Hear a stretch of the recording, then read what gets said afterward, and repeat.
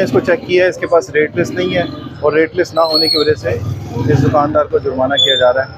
ये अल याकूब स्मार्ट टक शॉप है और जूस कॉर्नर है। ये दूध दही का कारोबार करते हैं और इसकी रेट लिस्ट नहीं थी, इसकी वजह से इसको जुर्माना किया जा रहा है।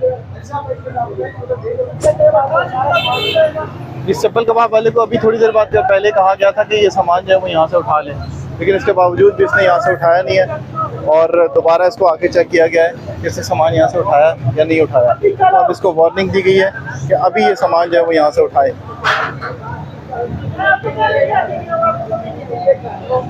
ये भी है, ये शॉप है, ये कबाड़ का काम करते हैं जी। इन्होंने भी ये पार्किंग के ऊपर भी कब्जा किया हुआ है और फुटपाथ के ऊपर भी।